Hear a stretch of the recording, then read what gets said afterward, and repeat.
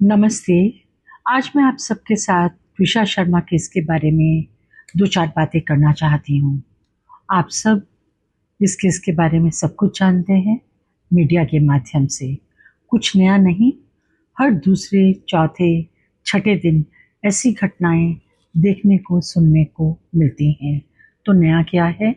नया है ट्विशा शर्मा की सास का सेशन जज के रूप में रिटायर होना और दूसरा उसके पति का एक क्रिमिनल लॉयर होना।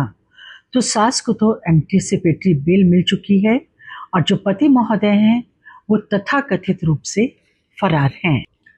ट्विशा की सास जिस ओहदे से रिटायर हुई हैं, सेवानिवृत्त हुई हैं, उन्हें पता होना चाहिए था कि उन्हें कब कितना और क्या बोलना है। लेकिन 2 दिन से हम देख रहे हैं कि वो कैमरे पर तमाम मीडिया पर बुखलाई सी अंट शंट बिना सोचे समझे कुछ भी बोल रही हैं।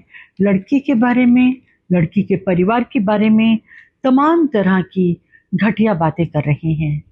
जो महिला लड़की की मृत्यु के बाद उस पर इतने घिनौने इल्ज़ाम लगाने से रुक नहीं रही है, जीते जी वो उस लड़की के साथ कैसा व्यवहार करती होगी, इसका अनुमान हम बहुत आसानी से लगा सकते हैं। इस केस को दूसरी जो चीज़ विचित्र बनाती है वो है कानून का पीड़िता और उसके परिवार के प्रति रवैया।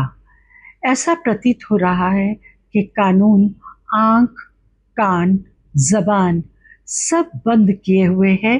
किस लिए ये हम नहीं जानते। ट्विशा ने अगर आत्महत्या भी की हो तो ये दुर्घटना घटी तो गिरी बालाजी के परिवार में ही, उनके घर में ही, तो वो बिल्कुल बरी तो नहीं हो जाती हैं। अब कुछ लोग लड़की के माता पिता पर इल्ज़ाम लगा रहे हैं कि जब ट्विशा उनको इतने संदेश भेज रही थी तो उन्हें उसकी बात सुननी चाहिए थी और अपने घर वापस लेकर जाना चाहिए था।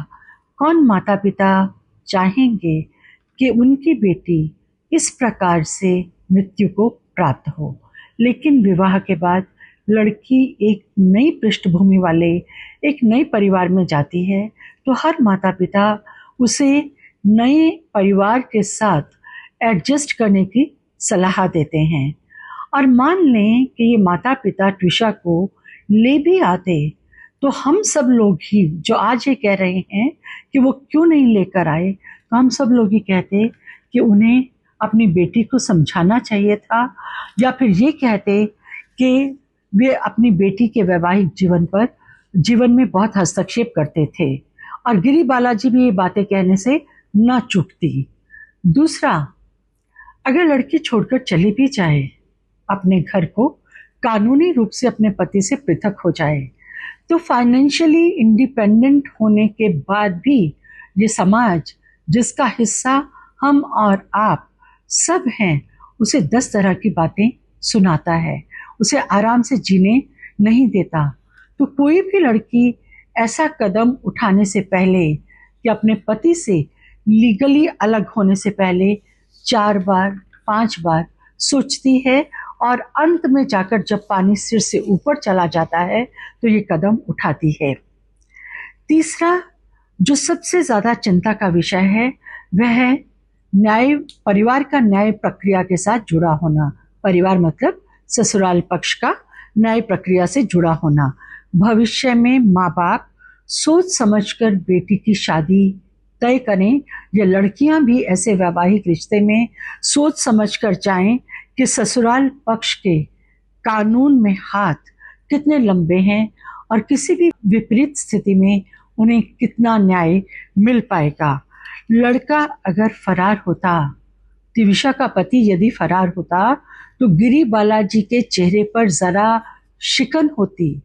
न तो उनके चेहरे पर बहू की मृत्यु पर कोई शिकन है, ना ही इस बात को लेकर कोई चिंता है कि उनका बेटा कहाँ है, क्योंकि वो निश्चित रूप से जानती होंगी कि उनका बेटा कहाँ है और जहाँ पर भी है वो सुरक्षित है। अंतिम बात जो मैं करना चाहूँगी वो ये कि ऐसा बताया जा रहा है कि इस परिवार की बड़ी बहू भी कानूनी रूप से अपने पति से अलग हो चुकी हैं, यानी तलाक लेकर गिरी बालाजी के बड़े बेटे से अलग हो चुकी हैं। अगर वे सामने आकर अपनी इस निर्णय तक पहुंचने की स्थिति के बारे में बात करती तो गिरी बालाजी के परिवार के चरित्र पर भी थोड़ा प्रकाश पड़ता, जो ये ट्यूशा के परिवार और उसके चरित्र पर कल से 2 दिन से इतने इल्जाम लगा रहे हैं, उनके चरित्र की छीछालेदर कर रहे हैं।